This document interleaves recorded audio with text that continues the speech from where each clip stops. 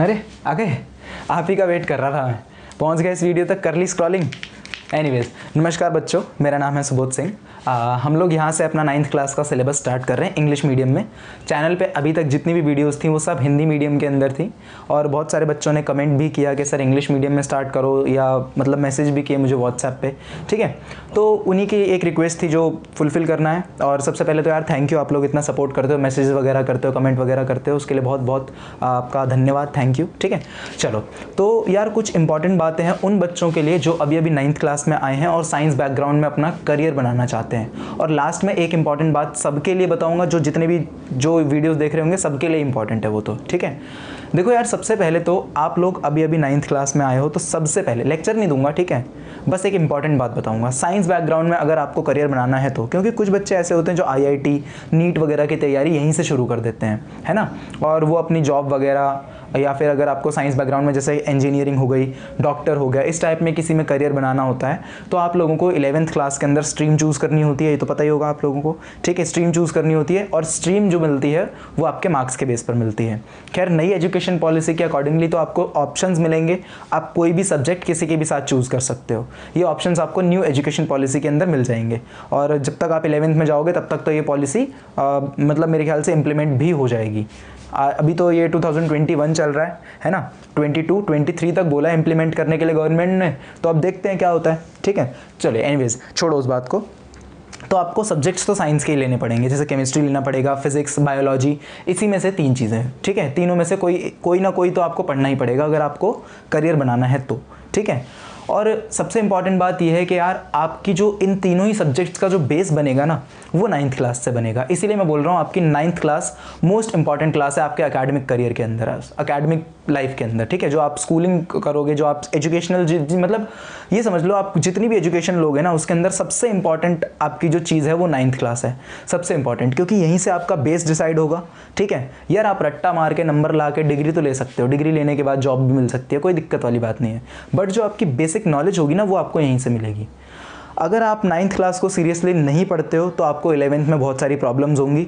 ठीक है, लेकिन अगर किसी ने 9th क्लास को ही बिल्कुल अच्छे से पढ़ रखा है, एक एक चीज़ डिटेल में अच्छे से पढ़ रखी है, तो ये मेरी गारंटी है कि उसे 11th क्लास के अंदर बिल्कुल भी प्रॉब्लम नहीं होंगी, बिल्कुल भी ईजिली सारा कुछ होता चला जाता है वहाँ से, क्योंकि बेस क्लियर होता है अच्छे से, है ना। तो बस वही चीज़ है कि यहाँ पर जितने भी चैप्टर्स हैं, जैसे केमिस्ट्री के पहले 4 चैप्टर हैं आपके, वो केमिस्ट्री के अंडर आते हैं सारे, जो मतलब ये सारे के सारे चैप्टर्स आपको 11th क्लास में एज इट इज़ मिलेंगे। ठीक है, फिजिक्स के 5 चैप्टर आपकी फिजिक्स की बुक में 11th में पूरे एज इट इज़ होंगे। बायोलॉजी का मुझे आइडिया नहीं, क्योंकि मैंने बायोलॉजी नहीं पढ़ी थी 11th क्लास में। हाँ, अब फिजिक्स और केमिस्ट्री का सिलेबस है तो बायोलॉजी का भी डेफिनेटली रिफ्लेक्ट करेगा ही करेगा। ठीक है, तो मेरा कहने का ओवरऑल समरी ये है कि यार आप लोग अपना एटीट्यूड थोड़ा सा चेंज करो साइंस के लिए, अगर आपको करियर बनाना है तो। ठीक है, अगर नहीं बनाना तो अदरवाइज़ कोई दिक्कत नहीं है, अगर नहीं बनाना तो कोई भी प्रॉब्लम नहीं है, आप स्किप कर सकते हो वीडियो को, बट अगर आपको बनाना है तो बहुत ज़रूरी है कि आप अपना एटीट्यूड चेंज करो। कुछ बच्चे होते हैं जो शिकायत करते हैं कि सर हम साइंस बहुत पढ़ते हैं, समझ में भी आ जाती है, लेकिन फिर आंसर नहीं लिखा जाता। यार देखो, सबसे मतलब एक बेसिक बात बताऊं मैं आपको, अगर आपको साइंस में इंटरेस्ट डेवलप करना है ना, तो क्वेश्चंस खुद से अराइज करना शुरू करो। पहले तो टॉपिक पढ़ो, टॉपिक पढ़ने के बाद समझो और क्वेश्चंस खुद से पूछो कि यार ऐसा हो क्यों रहा है, फिर उसका रीज़न ढूंढो।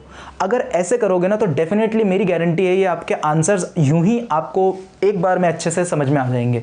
आपको बुक का आंसर देखने की भी ज़रूरत नहीं पड़ेगी, एक बार आप रीजनिंग उसकी समझ लो बस कि ऐसा हो क्यों रहा है एक्चुअल में। ठीक है, जैसे अभी हम समझेंगे, यहाँ पर कुछ चीज़ें समझाऊंगा आपको, वहाँ से पता चल जाएगा। ठीक है, ये तो हुई आपकी 9th क्लास की इंपॉर्टेंस। अब यार इस चैप्टर की भी इंपॉर्टेंस समझ लो। ये चैप्टर आपकी पूरी केमिस्ट्री, ओवरऑल जो केमिस्ट्री होगी उसका बेस है, ओवरऑल केमिस्ट्री का।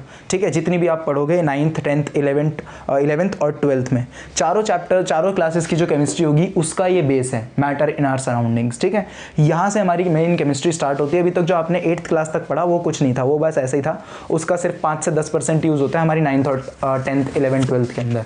ठीक है, इसका बहुत यूज़ है, समझ लेना इस चैप्टर को, ये बेस है बिल्कुल। आने वाले 3 चैप्टर 2nd 3rd और 4th पूरे के पूरे इसी बेस के ऊपर डिपेंडेंट होने वाले हैं। ठीक है, चलो तो ये तो इंपॉर्टेंस हो गई। अब जो मैं सबके लिए बोल रहा था कि सबके लिए एक ज़रूरी बात है, वो है आपके PDF नोट्स। ठीक है, तो आपने थंबनेल में वैसे देख ही लिया होगा, मैंने डाल रखा है वहाँ पर PDF नोट्स। ठीक है, इन PDF नोट्स को यार मैंने खुद प्रिपेयर किया है। ठीक है। और इसके अंदर जो जो चीज़ें आपके लिए बेनिफिशियल हो सकती थी मैंने वो ऐड करने की कोशिश की है, तो आप लोग एक बार चेक कर लेना। चेक करने के बाद मुझे कमेंट करके ज़रूर बताना कि आपको नोट्स किस तरीके के लगे और कैसे लगे। उसमें मैंने नोट्स बना रखे हैं खुद से, ठीक है, आपके NCERT सॉल्यूशंस डाल रखे हैं, और जो मोस्ट इंपॉर्टेंट क्वेश्चंस होते हैं ना बच्चों, जैसे जो आप टीचर्स से पूछते रहते हो कि इसमें क्या आ सकता है, क्या नहीं आ सकता है, कौन से क्वेश्चंस हमारे लिए सबसे ज़्यादा इंपॉर्टेंट है, वो सारे क्वेश्चंस जो एग्जाम में आने के सबसे ज़्यादा चांसेस होते हैं, वो क्वेश्चंस मैंने मतलब सॉल्यूशंस के साथ ऐड कर दिए हैं उसके अंदर, ठीक है। और कुछ 10-12 प्रैक्टिस क्वेश्चंस हैं जिनकी आप प्रैक्टिस करोगे तो आपका चैप्टर प्रिपेयर हो जाएगा, ठीक है। तो ये पूरा PDF है, आप गूगल ड्राइव का लिंक दे रखा है डिस्क्रिप्शन में, आप लोग जाके डाउनलोड वहाँ से कर लेना, ठीक है। चलो, तो ये सारी बातें थी जो मुझे करनी थी आप लोगों से। अब अपना चैप्टर स्टार्ट करते हैं, मैटर इन आवर सराउंडिंग्स। देखो बच्चों, सबसे पहले चैप्टर जब भी हम स्टार्ट करते हैं तो सबसे पहले चैप्टर को समझते हैं, उसकी हेडिंग को समझते हैं, है क्या मैटर इन आवर सराउंडिंग्स। बच्चों, मैटर क्या होता है? सबसे पहले चैप्टर का नाम पढ़ते ही हमारे मन में ये सवाल उठता है कि यार मैटर क्या है, ठीक है। देखो यार, मैटर अगर आप देखोगे तो दुनिया के अंदर जितनी भी चीज़ें हैं ना, जितनी भी चीज़ें हम लोग सेंस कर सकते हैं, उन सभी को हम मैटर कहते हैं। जितनी भी चीज़ें हम देख सकते हैं, जैसे आप मुझे देख पा रहे हो, ठीक है, मैं तो खैर आप लोगों को नहीं देख पा रहा हूँ, मेरे सामने मेरा फ़ोन है, ठीक है, तो मैं अपने फ़ोन को देख पा रहा हूँ, और ये रूम है, ये वॉल्स हैं, ठीक है, और ये चेयर है यहाँ पर, मतलब ये मार्कर हो गया। जितनी भी चीज़ें हम देख पाते हैं और जितनी भी चीज़ों को हम सेंस कर सकते हैं ना, वो सब मैटर के अंदर आती हैं, ठीक है। जैसे एयर हो गई, हम हवा को फील कर सकते हैं, हवा भी मैटर के अंदर आती है। पानी हो गया, ठीक है, पानी भी मैटर के अंदर आता है। तो दुनिया के अंदर जितनी भी चीज़ें हम सेंस कर सकते हैं वो सब मैटर होती हैं। ये तो इसकी एक समझाने के लिए डेफिनेशन हो गई, लेकिन जो एक्चुअल साइंटिफिक डेफिनेशन होती है ना बच्चों, वो रिसर्चर्स ने ढूंढी और उन्होंने बोला कि दुनिया के अंदर ऐसी कोई भी चीज़ जिसके पास मास है। मास अभी बताऊंगा मास क्या होता है, क्योंकि मैंने देखा बहुत सारे टीचर्स बताते ही नहीं है मास क्या होता है। अभी पता चलेगा आपको मास क्या होता है। हर एक चीज़ को समझना है यार डिटेल में, ठीक है, रट्टा नहीं मारना है डेफिनेशन का, हर एक चीज़ को समझना है डिटेल में। अगर किसी भी चीज़ के पास मास है और वो थोड़ी सी भी जगह घेर रहा है स्पेस के अंदर, जैसे मैं हूँ, मेरे पास अपना कुछ मास भी होगा और मैं इस रूम के अंदर कुछ ना कुछ जगह भी घेर रहा हूँगा, ठीक है, मतलब स्पेस भी ऑक्यूपाई कर रहा हूँगा। जो स्पेस मैं ऑक्यूपाई करूँगा उसे मेरा वॉल्यूम बोला जाएगा। लाइक ये मार्कर है, जैसे समझ लो ये मार्कर इस पूरे रूम के अंदर कुछ ना कुछ स्पेस ऑक्यूपाई कर रहा होगा, है ना, इस पूरे रूम के अंदर कुछ ना कुछ स्पेस ऑक्यूपाई कर रहा होगा। तो जितना स्पेस ये ऑक्यूपाई कर रहा है वो इसका वॉल्यूम हो जाएगा। समझ में आया? और ये किसी ना किसी चीज़ से मिलकर भी बना होगा, है ना, तो वो इसका मास हो जाएगा। अभी मास पढ़ेंगे होता क्या है, डेफिनेटली यहाँ तक आपको अच्छे से समझ में आएगा कि मास एक्चुअल में क्या होता है, ठीक है। अब इंपॉर्टेंट बात बच्चों ये है कि मैटर है क्या चीज़, ठीक है। तो इतना तो आपको समझ में आ गया कि दुनिया की ऐसी कोई भी चीज़ जिसके पास मास हो और उसके पास वॉल्यूम हो उसे हम मैटर कहते हैं। वॉल्यूम का मतलब वो थोड़ी सी जगह घेरे, ठीक है। तो anything that has mass and occupies some space और say it has volume is known as matter. तो मैटर दुनिया के अंदर कोई भी ऐसी चीज़ जिसके पास मास और वो थोड़ी सी जगह घेर रहा है उसे हम मैटर कहते हैं। अब देखो बच्चों, मैटर जो था, लोगों ने बोल तो दिया कि भाई आप इस चीज़ को मैटर बोल रहे हो, चलो आपने मैटर की डेफिनेशन बता दी। अब कोई भी नई चीज़ डिस्कवर होती है या कोई भी नई चीज़ पता लगती है तो भाई सवाल खड़े हो जाते हैं उसके ऊपर। इसी तरीके से उस समय पर भी क्वेश्चंस अराइज हुए। सबसे पहले जवाब देने वाले थे इंडियंस, जैसा कि हमेशा होते हैं, इंडियंस आर नंबर 1, बहुत प्राउड होता है बोलते हुए। तो उस समय पर भी सबसे पहला जवाब इंडियंस ने ही दिया और उन्होंने कहा कि दुनिया के अंदर जितनी भी चीज़ें हैं, यानी कि जितना भी मैटर दुनिया के अंदर है, वो 5 चीज़ों को मिलाकर बनता है, जिन्हें हम पंचतत्व कहते हैं। पढ़ा ही होगा आप लोगों ने पंचतत्व के बारे में। तो यार पंचतत्व क्या क्या होते हैं आपके? सबसे पहले तो आती है आपकी एयर, ठीक है, नेक्स्ट इज वाटर, ठीक है, फिर हो गई हमारी अर्थ हो गया, और क्या होता है हमारा, और होता है हमारा फायर यानी कि अग्नि, और लास्ट होता है हमारा स्काई, ठीक है। ये 5 चीज़ें हैं, ये 5 बेसिक एलिमेंट्स होते हैं, ठीक है, 5 बेसिक एलिमेंट्स होते हैं, ऐसा इंडियन फिलोसोफर्स का कहना था। उन्होंने कहा कि दुनिया की जितनी भी चीज़ें, यानी कि जितना भी मैटर है वो सब इसको मिलाकर बना है। लेकिन ये चीज़ गलत प्रूव हो गई, ठीक है। यहाँ पर नए रिसर्चर्स आए, धीरे धीरे टाइम बढ़ता रहा, इसके ऊपर रिसर्च होनी शुरू हुई और रिसर्च होते होते एक एक्यूरेट चीज़ हमें पता चली कि दुनिया के अंदर जितना भी मैटर है वो बहुत छोटे छोटे पार्टिकल्स को मिलाकर बनता है, ठीक है। बात समझ में आई है आपको? यहाँ तक क्लियर हुआ? अब क्वेश्चन उठ रहे थे ना कि यार आपने मैटर बोल तो दिया, लेकिन ये तो बताओ मैटर बना किससे है? ये तो पता ही नहीं था ना हम लोगों को। तो रिसर्चर्स ने कहा कि मैटर जो है बहुत छोटे छोटे पार्टिकल्स को मिलाकर बनता है और ये पार्टिकल्स इतने छोटे होते हैं कि हम इमेजिन भी नहीं कर सकते हैं, और इन्हीं पार्टिकल्स को एटम्स भी कहा जाता है, ठीक है। समझ में आया ना? 3rd चैप्टर में पढ़ेंगे एटम्स एंड मॉलिक्यूल्स वगैरह क्या होते हैं, ये सब इन्हीं पार्टिकल्स को एटम्स कहा जाता है बेसिकली। मैंने आपको बता दिया वैसे, ठीक है। ये पार्टिकल्स, इन पार्टिकल्स को क्या कहते हैं हम लोग? इन्हीं पार्टिकल्स को हम एटम्स भी कहते हैं। मैटर जो होता है पार्टिकल्स के अरेंजमेंट, जैसे मान लो एक दीवार होती है होती है, जैसे एक वॉल होती है, एक वॉल जो बनती है वो बहुत सारी ब्रिक्स यानी कि ईंटों को मिलाकर बनती है इस तरीके से, जैसे ये हो गई ऐसे करके एक ब्रिक होती है, ठीक है, ऐसे सॉरी मतलब एक वॉल होती है इस तरीके से। तो एक ब्रिक जो है ना यानी कि एक ईंट जो है इस दीवार के अंदर वो किसका काम कर रही है, एक पार्टिकल का काम कर रही है। बात समझ में आई आपको? एक मैटर बनाने में मतलब एक पार्टिकल किस तरीके से अरेंज होते हैं, तो मैटर को बनाने के लिए जिस तरीके से दीवार बनने के लिए एक ईंटें अरेंज होती हैं उसी तरीके से पार्टिकल्स भी अरेंज्ड होते हैं, ठीक है।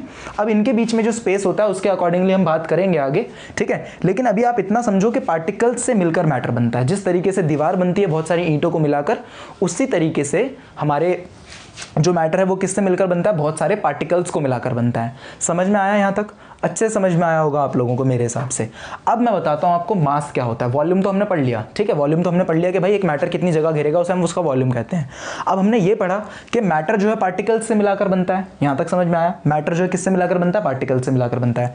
अब एक मैटर के अंदर यानी कि ये समझ लो, जैसे मान लो ये समझो कि ये दीवार है पूरी, ठीक है, इस दीवार के अंदर कितनी ईंटें लगी हैं, ठीक है, अगर मैं उनका वेट कर लूं तो वो मेरा मास होगा। समझ में आया आपको? मास क्या होता है? मास होता है the amount of particles present in a matter, ठीक है, यानी कि एक मैटर के अंदर कितने पार्टिकल्स प्रेजेंट हैं उनका अगर आप वेट मेजर कर लो। वेट तो मैं सिर्फ एक आपको समझाने के लिए बोल रहा हूं क्योंकि इसकी SI यूनिट किलोग्राम होती है, ठीक है। आप डेफिनेशन के अंदर और उसके अंदर बस इतना ही लिखोगे कि एक मैटर के अंदर जितने पार्टिकल्स की मात्रा है यानी कि अमाउंट ऑफ पार्टिकल्स जितने प्रेजेंट हैं उसे हम क्या बोलते हैं, उसका मास बोलते हैं। तो मास की डेफिनेशन आप लिख सकते हो, mass is the amount of particles present in a matter, ठीक है, क्लियर है। अब जैसे एग्जांपल के लिए समझ लो, एक नई चीज़ है, एक फैक्ट भी है, जब बारिश होती है ना तो बारिश होने के बाद बारिश क्या, अगर आप पौधों पे पानी लगाओगे तो पत्तों के ऊपर जो एक ड्रॉप होती है ना, एक ड्रॉप, उसके अंदर इतने पार्टिकल्स होते हैं, 10⁻21 पार्टिकल्स होते हैं, ठीक है, 10⁻21 पार्टिकल्स। अच्छा, ये नंबर ऑफ पार्टिकल्स उसका मास नहीं होता, ध्यान रखना, ये नंबर ऑफ पार्टिकल्स उसका मास नहीं है, इनका अमाउंट, ठीक है, इनका टोटल अमाउंट, यानी कि इनका अगर मैं वेट निकाल लूं, ठीक है, जैसे मान लो ये 10⁻21 पार्टिकल्स हैं, इनका मैं वेट कर लूं फिर बताऊं, उसे हम मास बोलेंगे, ठीक है। इसको मत लिख देना कि इसके अंदर जैसे मान लो दीवार के अंदर 100 ईंट लग गई तो आप लिखो कि इसका मास 100 है, नहीं, इसका मास 100 नहीं है, ठीक है। जो टोटल वेट होगा उसका, वो उसका मास होता है। समझ में आया यहाँ तक कि एक्चुअल में हमारा मास क्या होता है? मास is the amount of particles present in a matter. Volume is the space occupied by a matter, ठीक है, क्लियर है? आपको समझ में आ गया होगा मैटर होता क्या है एक्चुअल में। मैटर क्या होता है? कोई भी चीज़ जो जगह घेरे जिसके पास मास हो। मास मैंने आपको बता दिया, particles present in a matter, ठीक है। वॉल्यूम बता दिया, वॉल्यूम क्या होती है? Space occupied by a matter. अब मैटर को इन्हीं पार्टिकल्स के बेस पर, या ऐसे कह लो कि मैटर की फिजिकल और केमिकल प्रॉपर्टीज के बेस पर दो तरीके से डिफाइन किया जाता है या दो तरीके से क्लासिफाई किया जाता है, ठीक है। ये बहुत कम आपको पता चलेगा, बहुत कम आपको वीडियोस में सुनने को मिलेगा, ठीक है।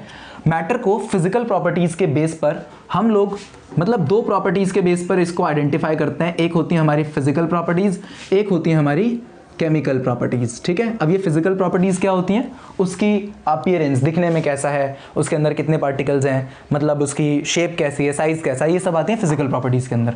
केमिकल प्रॉपर्टीज में क्या क्या आते हैं? केमिकल प्रॉपर्टीज के अंदर आते हैं कि उसके वो कितने एटम्स से मिलकर बना है, यानी कि उसके अंदर कितने टाइप के पार्टिकल्स प्रेजेंट हैं, पार्टिकल्स के बीच में केमिकल रिएक्शन हुआ है या नहीं हुआ है। केमिकल रिएक्शन भी पढ़ेंगे, ठीक है, समझो बस अभी। तो केमिकल प्रॉपर्टीज के अंदर ये चीजें आती हैं, वो किससे कितना रिएक्ट कर सकता है, कौन सी चीजें मिल सकती हैं, जैसे हाइड्रोजन और ऑक्सीजन दोनों मिलकर क्या बनाते हैं? वाटर बनाते हैं। तो ऑक्सीजन की केमिकल प्रॉपर्टीज और हाइड्रोजन की केमिकल प्रॉपर्टीज की वजह से वो जुड़ते हैं। समझ में आया? Chemical properties. तो इसी बेस पर हम मैटर को दो चीजों में डिवाइड कर देते हैं, दो पार्ट्स में, फिजिकल प्रॉपर्टीज पे और केमिकल प्रॉपर्टीज के बेस पे। फिजिकल प्रॉपर्टीज के बेस पे बहुत कॉमन है, आपने सुना ही होगा, मैटर को हम डिफाइन करते हैं as solids, liquids and gases, ठीक है। यहाँ तक क्लियर हुआ है आप लोगों को कि ये किसके ऊपर डिफाइंड होता है? हमारा मैटर फिजिकल प्रॉपर्टीज के ऊपर होता है। और केमिकल प्रॉपर्टीज के बेस पे मैटर हमारा दो टाइप का होता है, वन इज प्योर मैटर या pure substances, second is impure matter या फिर इम्प्योर सब्सटेंसेस, ठीक है। और इम्प्योर सब्सटेंसेस को ही हम मिक्सचर भी कहते हैं, ठीक है। ये सब अभी हम पढ़ेंगे। ये सारा जो आएगा, ये जो केमिकल चैप्टर, ये जो मतलब केमिकल कॉम्पोजिशन के बेस पर मैटर होगा, ये हम सारा सेकंड चैप्टर के अंदर पढ़ेंगे, ठीक है, ये सेकंड चैप्टर में। और ये पूरा फिजिकल प्रॉपर्टीज के बेस पे पे हमें जो मैटर के बारे में पढ़ना है वो सारा किस में पढ़ना है, फर्स्ट चैप्टर में पढ़ना है, यहीं पर, ठीक है। तो ये आपका जो बेसिक वीडियो हो सकती थी वो मैंने आपको बताई। इसके बाद हम पार्टिकल्स ऑफ मतलब ये जो पार्टिकल्स होते हैं इनकी कुछ प्रॉपर्टीज़ होती हैं उनको स्टडी करते हैं। फिर ज़्यादा बड़ी वीडियो में बनाने का नहीं सोच रहा हूँ, क्योंकि यार बच्चे बोर हो जाते हैं 40-40 मिनट की वीडियोस देख देख के। सोच रहा हूँ इन्हीं वीडियोस को छोटे छोटे पार्ट्स में डिवाइड कर दूँ, ठीक है। तो अभी पार्टिकल्स के बारे में इतना नोट करना है तो आपको इसको नोट करो फटाफट से, ठीक है। इसके बाद हम इसकी प्रॉपर्टीज़ के बारे में करते हैं। हो गया नोट? कर लिया होगा आप लोगों ने, पॉज करके नोट कर लिया करो, ठीक है। अब देखो ये जो पार्टिकल्स होते हैं यार, ये जो अपने पार्टिकल्स के बारे में पढ़ा, इन पार्टिकल्स की कुछ अपनी प्रॉपर्टीज़ होती हैं, यानी कि ये पार्टिकल्स कुछ कैरेक्टरिस्टिक्स पॉजेस करते हैं। सबसे पहली कैरेक्टरिस्टिक होती है कि ये पार्टिकल्स ना हमेशा मूव कर रहे होते हैं यार, ठीक है, हमेशा मूव कर रहे होते हैं, हमेशा, ऑलवेज, हमेशा पार्टिकल्स मूविंग होते हैं।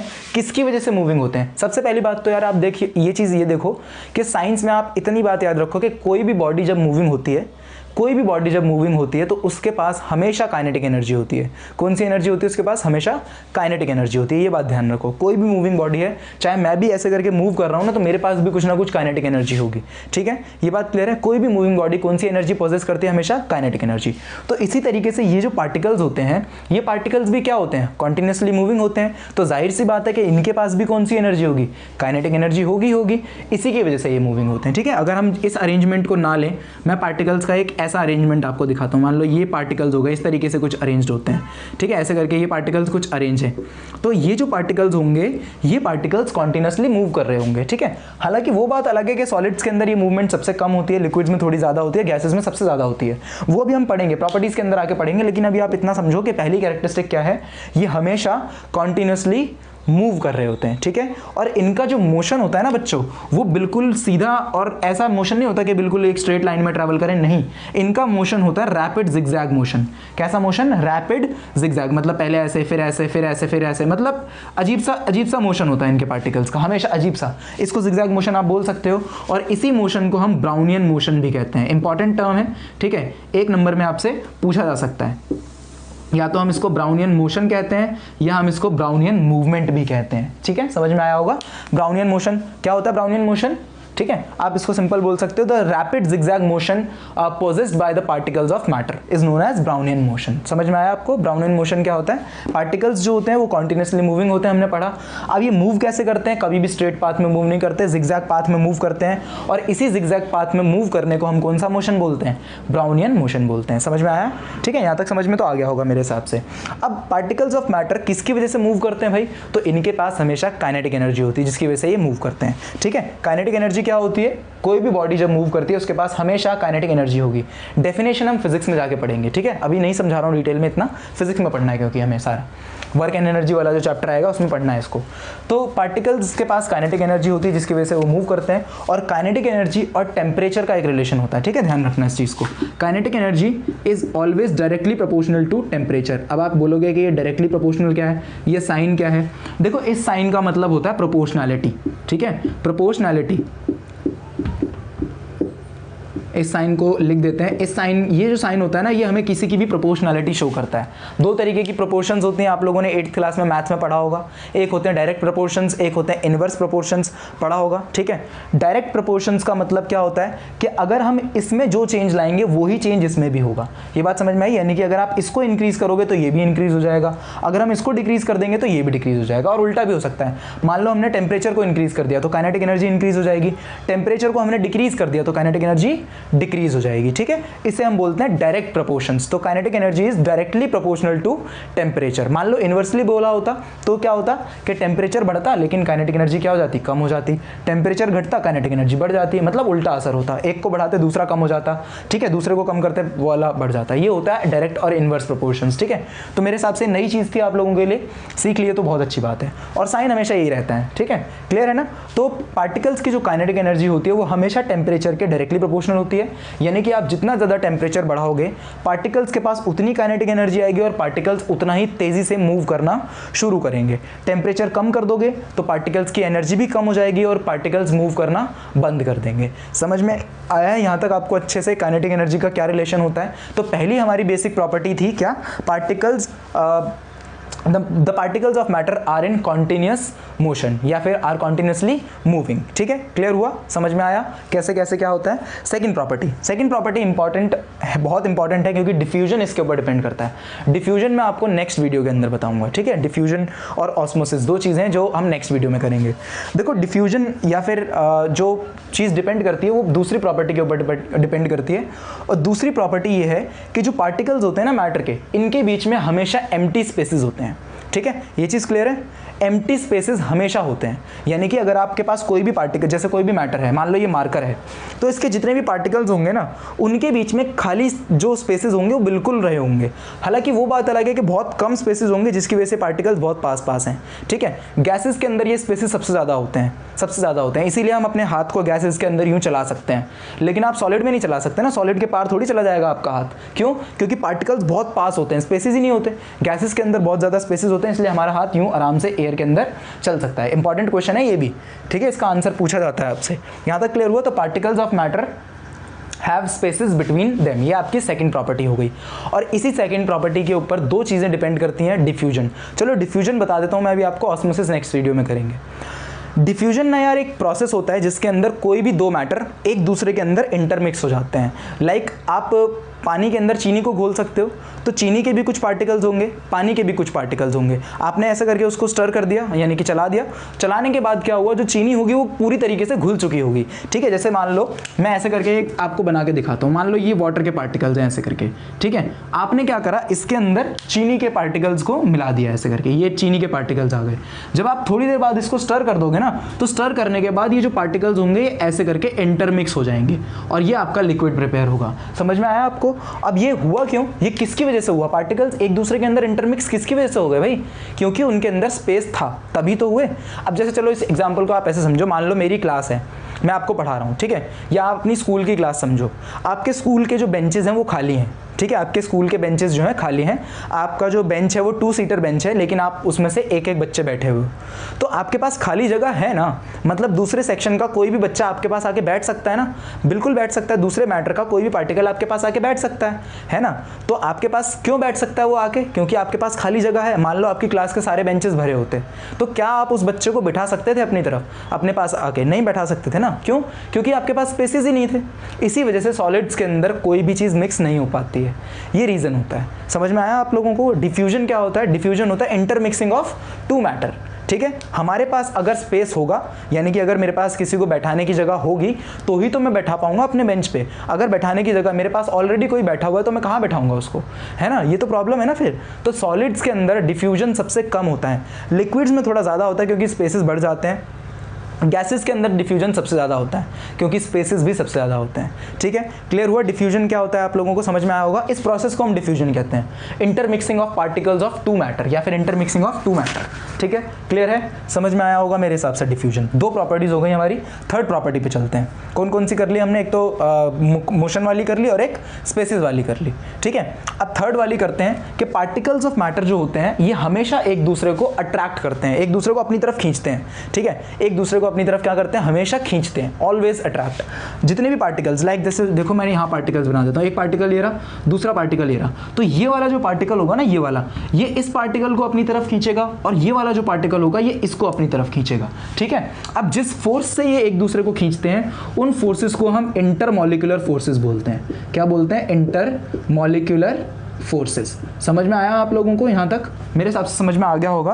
Particles of matter attract each other, the force with which they attract each other, ठीक है, या pull each other are known as intermolecular forces और फोर्सेस ऑफ अट्रैक्शन। इन्हीं फोर्सेस को हम फोर्सेस ऑफ अट्रैक्शन भी बोलते हैं और इन्हीं को हम इंटरमॉलिक्यूलर फोर्सेस भी कहते हैं। ठीक है, इंटरमॉलिक्यूलर फोर्सेस की डेफिनेशन पूछे तो क्या लिखोगे? क्या लिखोगे आप?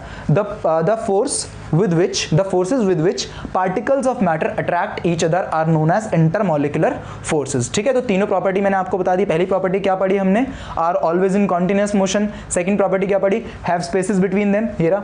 ठीक है, and possesses diffusion and can मतलब वही and possesses diffusion. Third property हमने क्या पढ़ी? Particles of matter attract each other. क्यों अट्रैक्ट करते हैं भाई एक दूसरे को? क्योंकि उनके बीच में हमेशा कौन सी फोर्सेस लग रही होती हैं? Intermolecular forces. क्लियर है? सॉलिड्स के अंदर इंटरमॉलिक्यूलर फोर्सेस सबसे ज़्यादा होती हैं, लिक्विड्स के अंदर थोड़ी कम होती हैं और गैसेस के अंदर सबसे कम होती हैं। ठीक है, ये अभी हम जब सेकेंड वीडियो करेंगे ना अपना स्टेट्स ऑफ मैटर, ठीक है, जिसमें हम सॉलिड्स, लिक्विड, गैसेस के बारे में सारी बातें करेंगे, इनके बारे में, इनकी प्रॉपर्टीज़ के बारे में, तब आपको पता चलेगा ये। ठीक है, वहीं पर मैं आपको रिजिडिटी बताऊंगा, वहीं पर मैं आपको आपका जो भी ऑस्मोसिस वगैरह रह गया ये सब वहीं पर बताऊंगा, फ्लूइडिटी वहीं पर बात करेंगे। ठीक है, क्लियर है इतना? मेरे हिसाब से आपको क्लियर हो गया होगा। और मेरे हिसाब से इसमें स्टार्टिंग के अंदर कुछ नहीं बचा, बिल्कुल बेसिक वीडियो थी। ठीक है, और ज़्यादा बड़ी वीडियो मैंने करनी नहीं है क्योंकि आप लोग परेशान हो जाते हो, बहुत सारे कमेंट्स भी आते हैं। मेरे पास 2-3 बच्चों के मैसेज भी आए थे कि सर आप बहुत बड़ी वीडियो बनाते तो हम बोर हो जाते हैं। ठीक है, कोई दिक्कत नहीं है, छोटी छोटी वीडियोस में करेंगे। समझ में आया होगा मेरे हिसाब से यहाँ तक आपको। ठीक है, चलिए नेक्स्ट वीडियो पे चलते हैं हम यहाँ से। Thank you very much.